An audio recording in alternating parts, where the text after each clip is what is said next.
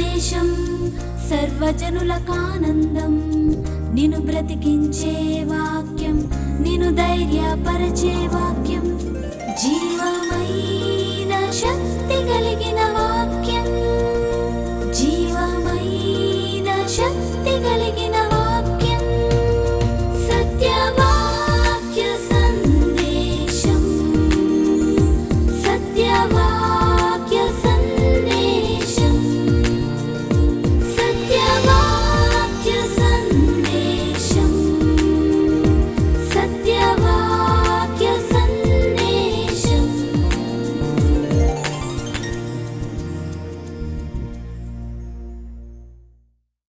ప్రియమైన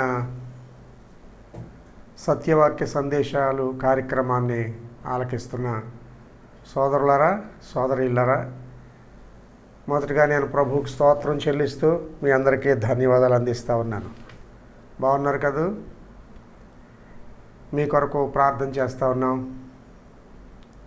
ప్రభు మీకు కృపాక్షేమాలు విస్తరింప చేయనుగాక. మీలో చాలామంది నాకు కొన్ని సూచనలు ఇస్తున్నారు. మీరు చెప్తున్నటువంటి అంశాలు మేము జాగ్రత్తగా నోట్స్లో రాసుకుంటున్నాం. అంచేత నెమ్మదిగా చెప్పండి, వరుసగా చెప్పండి అని కోరిన మేరకు మరలా ఈ విషయాలు మీతో పంచుకుంటున్నాను. కనుక మీరు చక్కగా పెన్ను, నోట్బుక్ తీసుకుని, బైబిల్ తీసుకుని రాసుకుంటూ దేవుని వాక్యాన్ని గ్రహించాలని ప్రేమతో మనవి చేస్తున్నాను. పేతురు పత్రికలో 2వ అధ్యాయంలో ఇది ఆఖరి ఎపిసోడు. 7 పోలికల్లో ఇది ఆఖరి పోలిక. 2వ అధ్యాయం 20వ వచనం. తప్పిదమునకై దెబ్బలు తిరిగినప్పుడు మీరు సహించిన ఎడల మీకేమి ఘనము? మేలు చేసి బాధ పడినప్పుడు మీరు సహించిన ఎడల అది దేవునికి హితమగును. ఇందుకు మీరు పిలువబడిన వారు. ప్రభు తన వాక్యాన్ని మన కొరకు ఆశీర్వదించునుగాక. ప్రార్థన. మహోన్నతుడైన మా తండ్రి, సర్వాధికారమైన దేవా, సర్వకృపానిధి, ఈ సమయంలో మరొకసారి ఈ ఛానల్ ద్వారా ప్రజలు కలుసుకోవడానికి మీరు ఇచ్చిన అవకాశం కొరకు స్తోత్రములు. ఈ ఛానల్ యాజమాన్యాన్ని మీరు దీవించండి, ఆశీర్వదించండి. సహకరిస్తున్నటువంటి యవనస్తులు మీరు దీవించమని, ఇదిగోనైనా మరి సత్యవాక్య సందేశాల కార్యక్రమాన్ని ఎంతో శ్రద్ధగా చూస్తూ తమ ఎస్ఎంఎస్ల ద్వారా, ఫోన్ కాల్స్ ద్వారా మాతో మాట్లాడుతున్న ప్రతి ప్రియుని మీరు దీవించమని, ప్రతి సోదరిని మీరు ఆశీర్వదించమని, మీ సందేశం నేరుగా ప్రజలకు చేరినట్లు చేయమని, వాటిని బలహీనుడను నిష్ప్రయోజకుడు నాకు సహాయపడమని ఆత్మల కాపరి అధ్యక్షుడు మా ప్రభు అయిన యేసుక్రీస్తు నామములో ప్రార్థించి వేడుకుంటున్నాం తండ్రి. ఆమేన్. ప్రియమైన ప్రేక్షకులారా, సోదరి సోదరులారా, మరోసారి ఇలా కలుసుకోవడం కొరకు ప్రభు నాకు ఇచ్చిన కృప కొరకు నేను ప్రభువును స్తుతిస్తూ సంతోషిస్తున్నాను. ప్రతి శనివారం, ప్రతి ఆదివారం సరిగ్గా సాయంకాలం 8:30 గంటలకి కార్యక్రమాన్ని మీరు చూస్తూ ఉన్నారు. కొందరు ఎస్ఎంఎస్లు పంపిస్తున్నారు, కొంతమంది ఫోన్ చేస్తున్నారు. చాలా సంతోషం. మీ అందరి కొరకు మేము ప్రార్థన చేస్తున్నాం. ప్రభు మీకు తన కృపను సమృద్ధిగా అనుగ్రహిస్తున్నాడు, ఆశీర్వదిస్తున్నాడు. నేను దేవుని వాక్యములో పేతురు రాసిన మొదటి పత్రిక 2వ అధ్యాయంలో విశ్వాసుల పేర్లు, విశ్వాసుల పోలికలు, విశ్వాసుల బాధ్యతలు అనే అంశాన్ని వరుసగా మీతో పంచుకోవడం జరిగింది. మొదటి 3 వచనాల్లో విశ్వాసులు క్రొత్తగా జన్మించిన శిశువులు. మరి కొత్తగా జన్మించిన శిశువుల యొక్క బాధ్యత దేవుని వాక్యం అనే నిర్మలమైన పాలు త్రాగాలి. 2వదిగా 5వ వచనంలో పరిశుద్ధ యాజకులు అన్నాడు. పరిశుద్ధ యాజకులు అయితే ఆత్మ సంబంధమైన బలులు అర్పించాలి. సజీవమైన రాళ్ళు అన్నాడు 3వదిగా. సజీవమైన రాళ్ళు అయితే ఆత్మ సంబంధమైన మందిరముగా కట్టబడాలి అన్నాడు. ఆ తరువాత 9వ వచనంలో ఏర్పరచబడిన వంశము అన్నాడు. ఏర్పరచబడిన వంశం అయితే ఆయన గుణాతిశయములను ప్రచురించాలి. 11వ వచనములో పరదేశులు యాత్రికులు అన్నాడు. లోకములో ప్రతి విశ్వాసి పరదేశిగా ఉన్నాడు, యాత్రికుడిగా ఉన్నాడు. మొదటి అధ్యాయం 2వ వచనంలో, మొదటి అధ్యాయం ఆ తర్వాత 17వ వచనంలో కూడా ఆ మాట మనం గమనించగలిగాం. లోకములో మనం పరదేశులమును యాత్రికులమునై ఉన్నాం అనే మాటలు. అంచేత మనము పరదేశులమైతే మన బాధ్యత ఆత్మకును శరీరమునకును నిరంతర పోరాటం. ఒక నిజమైన క్రైస్తవుడు నిరంతరము కూడా పోరాటం కలిగి ఉన్నాడు. పోరాటం లేదు అంటే నీవు నిజమైన క్రైస్తవుడు కాదు. మన ఆత్మకు మన శరీరానికి రెండింటికి పోరాటం. మన ఆత్మ గెలిచేదిగా ఉండాలి. శరీరము శరీర కార్యములు ఓడిపోవాలి. శరీరేచ్ఛలు, మానుజేచ్ఛలు, యమనేచ్ఛలు, దురేచ్ఛల నుంచి మనల్ని మనం కాపాడుకునే వారంగా ఉండాలి. ఆ తర్వాత 6వదిగా చూసినట్లయితే 18వ వచనం, పనివారులారా అన్నాడు. పనివారు అంటే యజమానికి పూర్ణమైన విధేయత చూపించాలి. ఆ దినాల్లో కోటీశ్వరులకు, గొప్ప గొప్ప సంపన్నులకు, శ్రీమంతులకు కొంతమంది మనుషులు బానిసలుగా ఉండేవారు. బానిసలు వారు కొనుక్కునేవారు పని చేయించుకోవడం కొరకు. ఆ బానిసలో కొందరు ప్రభువుని నమ్ముకున్నారు. ఆ ప్రభువుని నమ్ముకున్న బానిసలకు పేతురు చెప్తున్నాడు, మేము నమ్ముకున్నాం కదా అని మీరు స్వతంత్రులు అయిపోయారు అనుకుంటారేమో. కాదు, మీ యజమానులకు పూర్ణ భయముతో లోబడి ఉండండి అని 6వదిగా చెప్పాడు. 7వ పోలికలో 20వ వచనం, ఇందుకు మీరు పిలువబడిన వారు. ఇందుకు మీరు పిలువబడిన వారు. పిలువబడిన వారు అయితే ఏమనుభవించాలి? శ్రమలు అనుభవించాలి. ఇది ఒక అంశంగా మనం ధ్యానం చేయబోతా ఉన్నాం. పిలువబడిన వారు అయితే మన బాధ్యత శ్రమలు అనుభవించాలి. పేతురు రాసిన మొదటి పత్రికలో 5 అధ్యాయాల్లో కూడా 16 సార్లు శ్రమలు, సఫరింగ్ అనే మాట ఉపయోగించాడు. అందులో దాదాపుగా 5 సార్లు క్రీస్తు ప్రభు మన కొరకు పడిన శ్రమలను గురించి రాశాడు. 11 పర్యాయాలు క్రీస్తు కొరకు విశ్వాసులు పడవలసిన శ్రమలు, క్రైస్తవుడు అనుభవించవలసిన శ్రమలను గురించి దైవ గ్రంథంలో మనం చదువుకుంటూ ఉన్నాం. సరే, దేవుని వాక్యాన్ని మనం గమనించినట్లయితే పేతురు చెప్తున్నాడు, మీరు పిలువబడిన వారు. నేను 3 ముఖ్యమైన మాటలు చెప్తున్నాను, వినండి. 1, ఎవరు పిలిచారు మనల్ని? 2, ఎక్కడి నుంచి పిలిచాడు మనల్ని? 3, ఎందుకు పిలిచాడు మనల్ని? క్లుప్తంగా ఈ ధ్యానాన్ని నేను మీకు అందిస్తుండగా మీరు జాగ్రత్తగా విని మేలు పొందాలని ప్రేమతో మీకు మనవి చేస్తూ ఉన్నాను. మనల్ని పిలిచిన వాడు ఎవరు? లోకములో ఒక మినిస్టర్ గారు మనం పిలిస్తే, ఒక ఎంపీ గారు మనల్ని పిలిస్తే, ఒక సీఎం గారు, పిఎం గారు మనల్ని పిలిస్తే అబ్బబ్బబ్బా ఎంత సంతోషం! నన్ను సీఎం గారు పిలిచారు, నన్ను పిఎం గారు పిలిచారు అని సంతోషపడతాం.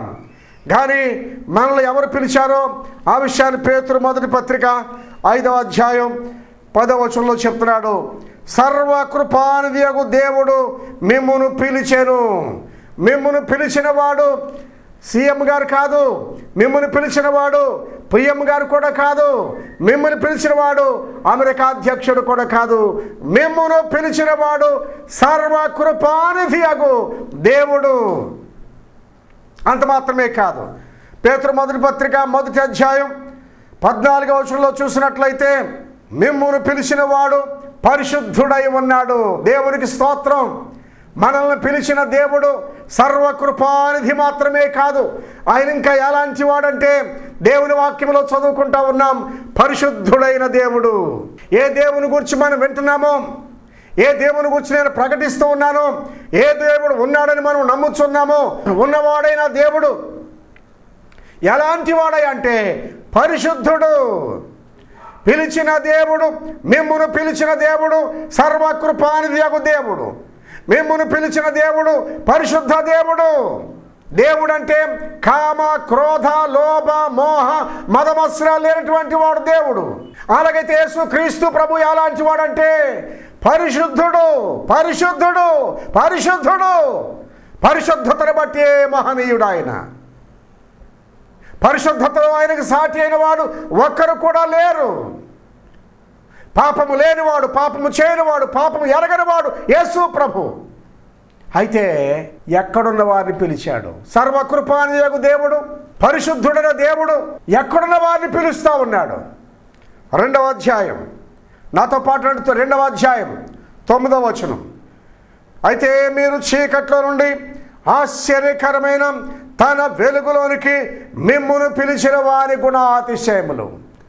లోకములో నీవే కులానికి చెందిన సిస్టర్, బ్రదర్, ప్రభు నీతో మాట్లాడుతున్నాడు. నీవెవరైనా సరే, లోకంలో ప్రతి మానవుడు కూడా విద్యావంతుడైన, విద్య లేనివాడైన, పండితుడైన, పామరుడైన, కోటీశ్వరుడైన, కూటుకు లేనివాడైన, విద్యావేత్త అయిన, విద్య లేనివాడైన, పొట్టబొడిస్తే అక్షరముక్క లేనివాడైన మానవుడు ఎక్కడ ఉన్నాడో బైబిల్ చెప్తా ఉంది. చీకటిలో ఉన్నాడు మానవుడు. చీకటి అంటే అజ్ఞానం, అంధకారం, గురుడ్డితనం. కొరింథీ 2వ పత్రిక 4:4 చెప్పాడు, అవిశ్వాసులైన వారి మనోనేత్రములకు అపవాది గురుడితనం కలుగు చేశాడని. కాబట్టి లోకంలో ప్రతి మానవుడు కూడా అంధకారంలో పడిపోయాడు, అజ్ఞానంలో పడిపోయాడు. విజ్ఞానిగా జీవించవలసిన వాడు మానవుడు అజ్ఞానిగా మారిపోయాడు. మానవుడు గుడ్డివాడిగా మారిపోయాడు, చూపు లేనివాడిగా మారిపోయాడు. మానవుడు చీకటిలో ఉన్నాడు అని పేతురు పత్రిక 2వ అధ్యాయం 9వ వచనంలో చెప్తే, ఎఫెసీ పత్రిక 5వ అధ్యాయం 8వ వచనంలో పౌలు చెప్తా ఉన్నాడు, మీరు చీకటిలో ఉంటూ అసలు మీరే చీకటి అయి ఉన్నారు. ఈ కార్యక్రమాన్ని చూస్తున్నటువంటి సోదరుడా, సోదరి, మీరు ఎక్కడున్నారు? అజ్ఞానంలో ఉన్నారా? చీకటిలో ఉన్నారా? పాపములో ఉన్నారా? చెడుగులో ఉన్నారా? అపవిత్రతలో ఉన్నారా? దేవునికి విరోధంగా జరిగించే కార్యాలు జరిగిస్తా ఉన్నారా? ప్రభు నీతో మాట్లాడుతూ ఉన్నాడు. ఈ సందేశాన్ని ప్రత్యేకంగా ప్రభు నీకే అందిస్తా ఉన్నాడు. చూచే నీలో దేవుని ఆత్మ కార్యము చేయునుగాక. నీలో ఉన్న అజ్ఞాన అంధకారాన్ని దేవుడు తొలగించునుగాక. నిన్ను ప్రేమించిన ప్రభు నీతో మాట్లాడుతుంటాడుగా. నీవే చీకట్లో ఉన్నావో నాకైతే తెలియదు. నీ చీకటి నీకు తెలుసు, ప్రభువుకు తెలుసు. ఆయన కరుణకు మరుగైంది ఏది కూడా లేదు. నీలో ఉన్న చీకటిని చూడగలిగిన వాడు, చీకటిని తొలగించగలిగిన వాడు, నీ జీవితాన్ని వెలిగించగలిగిన వాడు ప్రభు అయిన యేసుక్రీస్తు అని దేవుని వాక్యములో మనం చదువుకుంటూ ఉన్నాం. చీకటిలో ఉన్నటువంటి మానవుడు. ఈ మాటలు యెషయా గ్రంథములో 9వ అధ్యాయంలో 2వ వచనంలో చెప్పాడు, మనుషుడు చీకట్లో నడుచుచున్నాడు అన్నాడు. యోహాను మొదటి పత్రిక 2వ అధ్యాయంలో చెప్పాడు, చీకట్లో వెళ్ళేవాడు ఎక్కడికి వెళ్తున్నాడో వాడికి తెలియదు అన్నాడు. అవును కదా, చీకట్లో ఉన్న వాడికి దారి తెలియదు, దిక్కు తెలియదు, దిశ తెలియదు, ఎక్కడికి పోతున్నాడు. కాబట్టి ఈ సమయంలో ప్రభు నీతో మాట్లాడుతుంటుండగా, ప్రియమైన సోదరుడా, సోదరి, ప్రవక్త యెషయా 9:2 చెప్పాడు, మనుషుడు చీకట్లో నడుస్తున్నాడని. కానీ మత్తయి సువార్త 4వ అధ్యాయంలో 16, 17, 18 వచనాలు కలిసి ఉన్నాయి. చీకట్లో కూర్చున్నాడు మానవుడు అన్నాడు. యెషయా కాలంలో ప్రజలు చీకట్లో నడుస్తున్నారు అని చెప్పాడు. మన ప్రభు అయిన యేసుక్రీస్తు కాలం లేక బాప్తిసం ఇచ్చే యోహాను కాలం వచ్చేసరికి మనుషులు చీకట్లో నడవడం కాదు, చీకట్లో చతికిలు పడిపోయారు, లేవలేని వారిగా ఉన్నారు. వారు పడద్రోయబడిన వారిగా ఉన్నారు. ఎవరో ఒక వ్యక్తి వారిని పడద్రోశాడు. పడదోసిన వాడు అపవాది, పడదోయబడిన వారు నీవు నేను. పాపము చీకట్లో మనం పడిపోయిన వారంగా ఉన్నాం. అయినా కానీ జాలిగల దేవుడు, కరుణగల దేవుడు నిన్ను నన్ను ప్రేమించి ఆయన మనల్ని పిలుస్తూ ఉన్నాడు. పిలిచిన దేవుడు అలాంటి వాడో చూశాం. ఎక్కడున్న వారిని పిలిచాడో చూశాం. ఎందుకు పిలుస్తున్నాడు ఆయన? Why he was called? ఎందుకు ఆయన మనల్ని పిలిచాడు? పేతురు రాసిన మొదటి పత్రిక 3వ అధ్యాయం 8వ వచనం, ఆశీర్వాదములకు వారసులగుటకు మీరు పిలువబడితిరి. యేసుక్రీస్తు ఎవరిని శపించడానికి పిలిచిన వాడు కాదు. లోకములో ప్రతి మానవుడు ఆయన ద్వారా ఆశీర్వదించబడాలి, ఆయన ద్వారా దీవించబడాలి, ఆయన ద్వారా కృపను క్షేమాన్ని అనుభవించాలని ప్రభు అయినటువంటి యేసుక్రీస్తు ప్రతి మానవుడిని కూడా పిలుస్తూ ఉన్నాడు. ఆ విషయాన్ని ఇప్పుడు 9లో మనం చదువుకున్నాం. యేసుక్రీస్తు ఎందుకు పిలిచాడంటే నిన్ను నన్ను ఆశీర్వదించాలని పిలిచాడు. మన దేవుడు కఠినుడు కాదు, మన దేవుడు క్రూరుడు కాదు, మన దేవుడు కోపిష్టి కాదు. నేను ప్రకటిస్తున్న యేసు ప్రభు మనుష్యులను ఆశీర్వదించేవాడు. ఆశీర్వాదం అనగానే మనకు అర్థమయ్యే సంగతి ఏంటంటే, మనం గ్రహించుకోగలిగినటువంటి సంగతి ఏమంటే, ఒక మంచి బిల్డింగ్ కట్టుకుంటే ఆశీర్వాదం బ్రదర్, 1 లక్ష రూపాయలు సంపాదిస్తే ఆశీర్వాదం బ్రదర్, కొడుకు పుడితే ఆశీర్వాదం బ్రదర్, 10 కాసులు బంగారం కొనుక్కుంటే ఆశీర్వాదం బ్రదర్, ఎకరా భూమి కొనుక్కుంటే ఆశీర్వాదం బ్రదర్. నిజమే, ఇవన్నీ భౌతికమైన ఆశీర్వాదాలు. ఆధ్యాత్మికమైన ఆశీర్వాదాల గురించి ఎప్పుడైనా ఆలోచించావా? భౌతికమైన ఆశీర్వాదాలు కొద్ది కాలం మాత్రమే ఉంటాయి, కానీ ఆత్మ సంబంధమైన ఆశీర్వాదాలు నిత్యత్వానికి నడిపిస్తాయి. యేసుక్రీస్తు ప్రభు ఎందుకు వచ్చాడు ఈ లోకానికి? అపోస్తలుల కార్యముల గ్రంథం 3వ అధ్యాయం 26వ వచనంలో చూసినట్లయితే ఈ మాటలు మనం ఇలా చదువుకుంటున్నాం. దేవుడు తన సేవకుని పుట్టించి మీలో ప్రతి వారిని వాని దుస్తత్వం నుంచి మళ్లించటం వలన మిమ్మల్ని ఆశీర్వదించుటకు ఆయనను మొదట మీ వద్దకు పంపానని చెప్పాను. యేసు ప్రభు ఎందుకు ఈ లోకంలో జన్మించాడు? దేవాది దేవుడు, మహోన్నతుడి దేవుడు, సర్వకృపాదేవు దేవుడు, పరిశుద్ధుడైన దేవుడు, ప్రేమగల దేవుడు, శ్రీమంతుడైన దేవుడు, ఐశ్వర్యవంతుడైన దేవుడు, అసమానుడైన దేవుడు, అద్వితీయుడైన దేవుడు ఎందుకు మానవుడిగా తను తానే తగ్గించుకొని మనుష్యుడై, దాసుడై, రిక్తుడై ఎందుకు ఈ లోకానికి వచ్చాడు? ఎప్పుడైనా మీరు ఆలోచన చేశారా? దేవుని వాక్యంలో చదువుకుంటున్నాం, ప్రతి మానవుడిని కూడా దుస్తత్వం నుంచి మళ్లించుటే ఆశీర్వాదం. నీవే అంధకారంలో ఉన్నావో, ఏ చీకట్లో ఉన్నావో, ఏ అపవిత్రతలో ఉన్నావో, ఏ చెడుగులో ఉన్నావో, ఏ అక్రమంలో ఉన్నావో, ఏ అవినీతిలో ఉన్నావో అక్కడి నుంచి విడిపించడమే నిజమైన ఆశీర్వాదం. మరి ఈ ఆశీర్వాదం మనకు రావాలంటే యేసు ప్రభు మన కొరకు ఏమైపోయాడు? గలతీ పత్రిక 3వ అధ్యాయం 14వ వచనంలో మనం ఇలా చదువుకుంటున్నాం చూడండి. భగవద్ గ్రంథమైన బైబిల్లో 13, 14 వచనాలు కలిసి ఉన్నాయి. ఆత్మను గూర్చిన వాగ్దానము విశ్వాసం వలన మనకు లభించినట్లు అబ్రహాము పొందిన ఆశీర్వచనము యేసుక్రీస్తు ద్వారా అన్యజనులకు కలుగుటకై క్రీస్తు మన కోసము శాపమై మన ధర్మశాస్త్రం యొక్క శాపం నుండి విమోచించను. ఇందును గురించి మ్రాని మీద వ్రాలాడిన ప్రతివాడు శాపగ్రస్తులని వ్రాయబడింది. నా ప్రియమైన సోదరి సోదరులారా, ఈ సమయంలో దేవుని వాక్యాన్ని మీరు ఆలకిస్తూ ఉంటుండగా నిన్ను నన్ను ఆశీర్వదించాలంటే ప్రభువైన యేసుక్రీస్తు నీ కొరకు నా కొరకు ఆయన శాపగ్రాహిగా మారిపోయాడు. ఆ శాపము నీదే. నీ పాపాన్ని బట్టి నీవే అగ్నిగుండానికి వెళ్ళిపోవాలి, కానీ నిన్ను నన్ను కూడా అగ్నిగుండం నుంచి తప్పించి పాపాన్ని క్షమించి పాపాన్ని పరిహరించి మనసులో శాంతిని సమాధానాన్ని నెలకొల్పి మనకు నిత్య జీవాన్ని ఇవ్వాలని యేసుక్రీస్తు శాపగ్రాహిగా మారిపోయాడు. నేను చదివిన వచనాల్లో మ్రాని మీద వ్రాలాడిన ప్రతివాడు శాపగ్రస్తుడు అనే మాట దైవ గ్రంథంలో ద్వితీయోపదేశకాండములో ఆ మాట వ్రాయబడింది.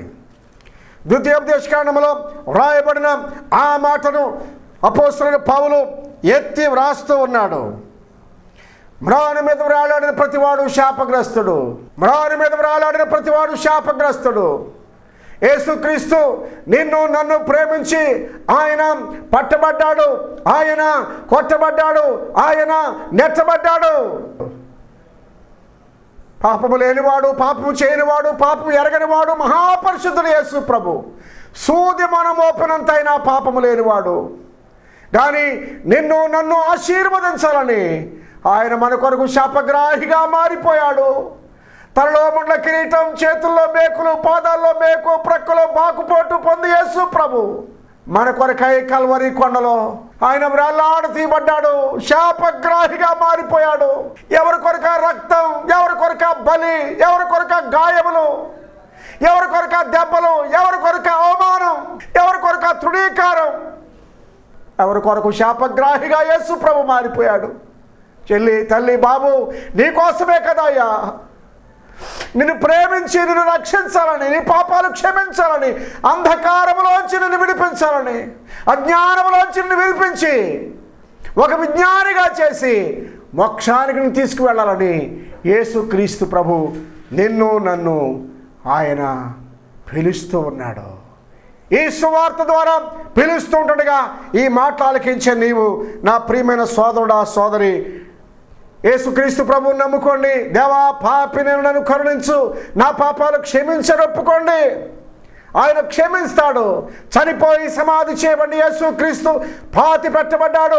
3వ దినమున చావు జయించి పునరుత్థానుడై సమాధిలోంచి లేచాడు. యేసుక్రీస్తు సమాధిలో కుళ్ళిపోయిన వాడు కాదు.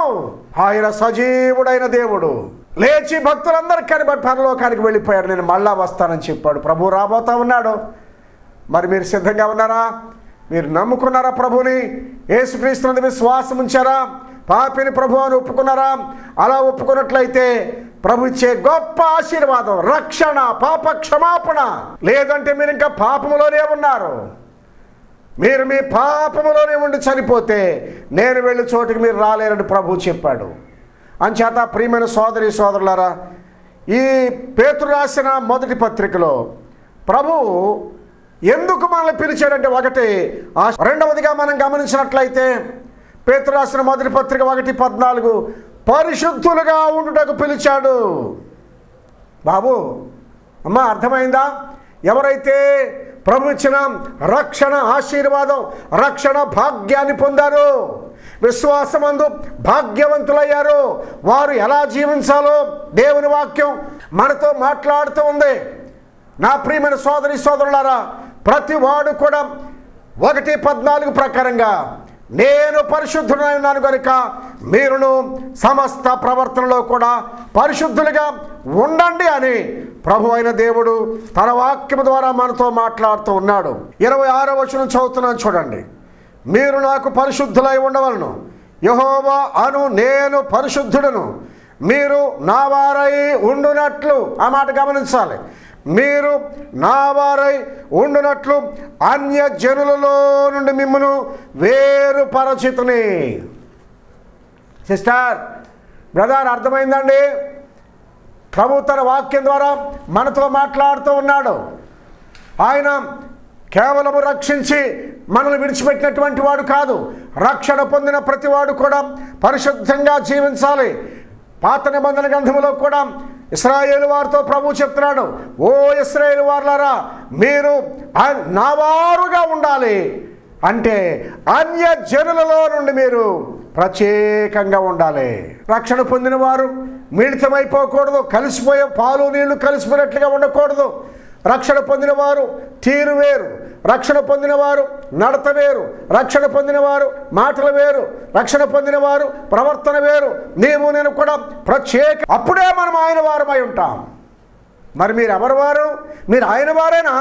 ఆయన వారు అంటే మీరు ప్రత్యేకంగా ఉండాలని దేవుని వాక్యం మనతో మాట్లాడుతూ ఉంది. అంత మాత్రమే కాదు, దేవుని వాక్యంలో ఇంకా దేవుడు మనల్ని ఎందుకు పిలిచాడంటే 2వ అధ్యాయం 9వ వచనం, ఈ చీకటిలోంచి ఆశ్చర్యకరమైన వెలుగులోనికి ఇంకా ఎందుకు మనల్ని పిలిచాడంటే ఆయన గుణాతిశయములను ప్రచురము చేయు నిమిత్తము. ఎవరినో విమర్శించడం కొరకు కాదు, ఎవరెవరినో విమర్శించడం కొరకు కాదు. నీవు నేను కూడా ఎందుకు పిలువబడ్డాము అంటే యేసుక్రీస్తు యొక్క గుణాతిశయములు ప్రకటించాలి, ప్రచురించాలి. అందుకు మనం పిలువబడ్డాం. యేసుక్రీస్తు ఎలాంటి వాడో, ఆయన గుణలక్షణాలు ఎలాంటివో, ఆయన కనికరము, ఆయన జాలి, ఆయన ప్రేమ, ఆయన దయ, ఆయన క్షమాపణ, ఆయన త్యాగం, వీటిని ప్రకటించడం కొరకే నిన్ను నన్ను కూడా ఆయన పిలిచినట్లు దేవుని వాక్యములో చదువుకుంటున్నాం. పరదేశులారా, యాత్రికులారా, మీరెందుకు పిలువబడ్డారంటే ఆయన గుణాతిశయములు ప్రకటించండి. చాలాసార్లు మనము ఇతరులను విమర్శించే పనిలో పడుతున్నాం, ఇతరుల గురించి చెడ్డగా చెప్పుకునే పనిలో పడుతున్నాం. మన పని అది కాదు. దేవుడు నన్ను ఎందుకు పిలిచాడు అంటే ఆయన గుణాతిశయములు. ఏ స్థలానికి పోయినా యేసు ప్రభు యొక్క గుణాతిశయములు. నేను ఒంటి నిండా సెంటు పూసుకున్నాను, ఎక్కడికి పోయినా సెంటు వాసనే, సువాసనే అన్నట్టు నీవు నేను కూడా ఎక్కడికి పోయినా క్రీస్తు అనే సువాసన మనం ధరించుకున్నాం, పూసుకున్నాం. మనం ఎక్కడికి పోయినా యేసు ప్రభువును గురించిన సువాస, సుగంధాన్ని, పరిమళాన్ని మనం తెలియచేయవలసినటువంటి వారంగా ఉన్నాం. మన ద్వారా యేసుక్రీస్తు ప్రకటించబడాలి. అందుకే ఆయన పిలువబడ్డాడు, అందుకే ఆయన మనం పిలిచాడు, అందుకే ఆయన నిన్ను నన్ను పిలిచాడు. ఇక 4వదిగా మనం గమనించినట్లయితే 2వ అధ్యాయం 1 పేతురు పత్రిక 20వ వచనం, శ్రమలు అనుభవించుటకు మనము పిలువబడిన వారు. క్రైస్తవ జీవితంలో శ్రమలు, కష్టాలు, బాధలు. నేను ముందే చెప్పాను, పేతురు తన పత్రికలో 16 సార్లు శ్రమలను గురించి రాశాడు. అందులో 5 సార్లు ప్రభు అయిన యేసుక్రీస్తు పొందిన శ్రమలు, 11 పర్యాయాలు విశ్వాసులు అనుభవించవలసిన శ్రమలను గురించి రాశాడు. మీరు యేసు ప్రభువుని నమ్ముకొని మీకు ఏ శ్రమ రాదు అంటే దుర్బోధ. యేసు ప్రభువుని నమ్ముకున్న వారికి శ్రమలు తప్పవు. అపోస్తుల కార్యములు 14:22 మనం అనేకమైన శ్రమలు అనుభవించి ఆయన రాజ్యంలో ప్రవేశించాలన్నాడు. యోహాను సువార్త 16వ అధ్యాయం 32వ వచనం, లోకములో మీకు శ్రమ కలుగును, ధైర్యముగా ఉండండి అన్నాడు. తండ్రి శిక్షింపని కుమారుడు ఎవడు అన్నాడు. శ్రమ పడము, సువార్తికుని పరిచయమన్నాడు. కనుక విశ్వాసులమైన మనకి అనేకమైన శ్రమలు, అనేకమైన కష్టాలు, అనేకమైన బాధలు. అయితే వాటన్నిటిలో కూడా ఓదార్చే పరమ తండ్రి మనకున్నాడు. నన్ను ఇలా చెప్పనివ్వండి, రక్షించబడింది మొదలుకున్న అనుభవ జీవితంలో ఎన్నో కష్టాలు, ఎన్నో శ్రమలు. అయితే నా దేవుడు ఎప్పుడు కూడా నన్ను విడిచిపెట్టిన వాడు కాదు. కష్టాల్లో కూడా ఉన్నవాడు, వెనువెంట ఉన్నవాడు, ఆదరణ చూపించినవాడు, ప్రేమ చూపించినవాడు, జాలి చూపించినవాడు, నా కష్టాలు నన్ను భుజాన్ని వేసుకుని మోసినవాడు, నా భారం భరించినవాడు. ఆయన కొరకు శ్రమ పడుతున్నప్పుడు ఆయన ఏ రోజు ఆయన సంతోషించిన వాడు కాదు. నా శ్రమను ప్రభు పంచుకున్నాడు, నన్ను మోశాడు, నా శ్రమలో ఆదరణ కలిగించాడు. ఇదిగో మనం చదువుకున్నటువంటి పేతురు పత్రికలో ఆ దినాల్లో క్రైస్తవులు చాలా హింసించబడ్డారు, క్రైస్తవులు చాలా బాధించబడ్డారు, క్రైస్తవులు చాలా దూషించబడ్డారు. కాబట్టి వారి యొక్క ఆదరణ కొరకు ఈ పత్రిక పేతురు రాస్తా ఉన్నాడు. క్రైస్తవులారా భయపడకండి, పైన చెప్పాడు 2వ అధ్యాయంలో, అటువలే క్రీస్తు కూడా మీ కొరకు శ్రమపడి, యేసుక్రీస్తు నీ కొరకు నా కొరకు శ్రమ పడ్డాడు. మనము కూడా ఈ లోకంలో శ్రమలు అనుభవించాలి. శ్రమ నిన్ను నన్ను క్రమపరిచేది. శ్రమ లేకపోతే మనకి క్రమం రాదు. ఇవాళ అడ్డదిడ్డాల క్రైస్తవులు బయలుదేరారు, కారణం శ్రమ లేదు.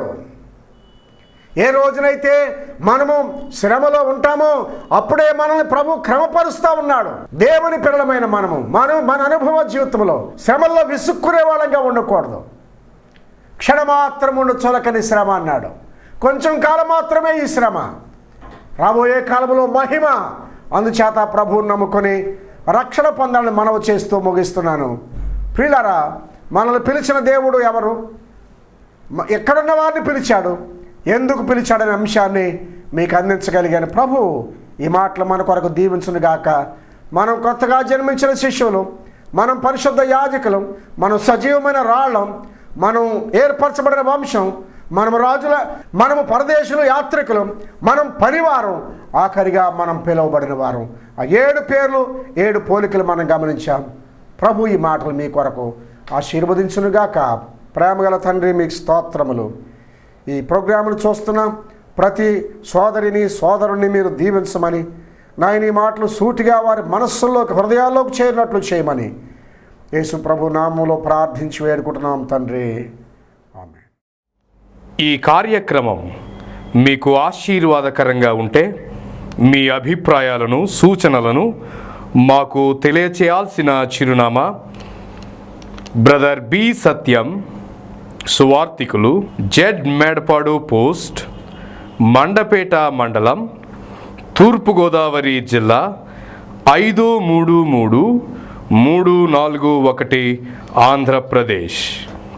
మీరు సంప్రదించాల్సిన మా ఫోన్ నంబర్ 9494953014 మరియు 9866484874.